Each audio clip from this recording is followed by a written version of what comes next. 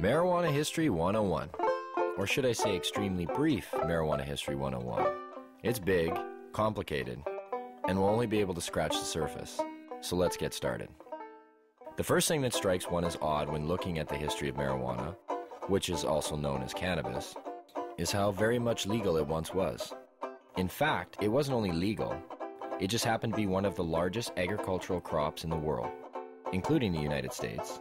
You see, cannabis can also be hemp. And just what is hemp? Well, it's by and large the most robust, durable, natural soft fiber on the face of this planet.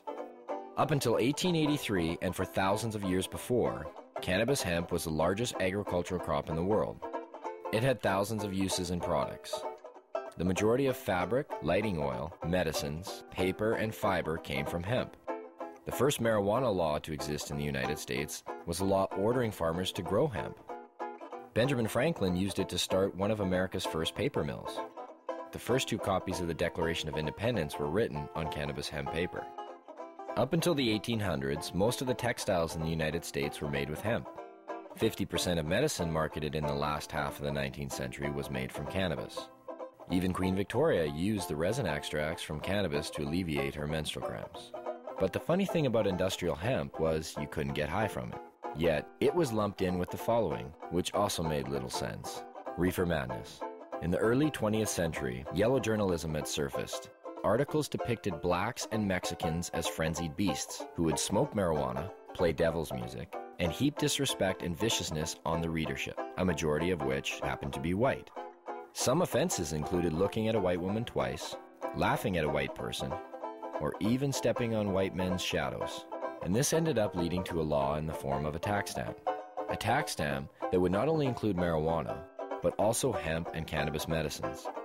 It's speculated that hemp's potential for an abundance of new products was going to be in direct competition with other sources. And this, added to the reefer madness, led to the eventual downfall of all forms of cannabis. Popular Mechanics magazine had actually prepared an article entitled New Billion-Dollar Crop. Hemp was touted as being able to produce more than 5,000 textile products from its thread-like fiber and more than 25,000 products from its cellulose, ranging from dynamite to cellophane. Its superiority as a source for paper was also becoming known, especially with the development of hemp processing equipment. Now, the new Marijuana Tax Act was all fine and dandy, except for one thing. If you wanted to grow hemp, you needed to buy a stamp, but they weren't giving any out to anybody.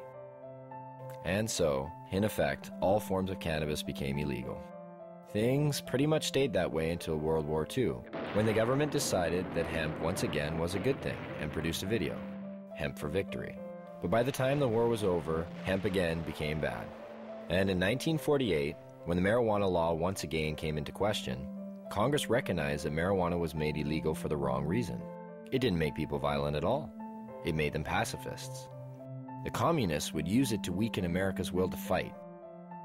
Congress now voted to keep marijuana illegal for the exact opposite reason they had outlawed it in the first place.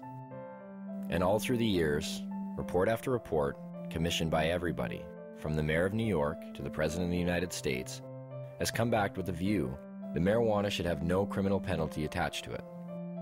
Yet, marijuana remains as illegal today as it did nearly 70 years ago.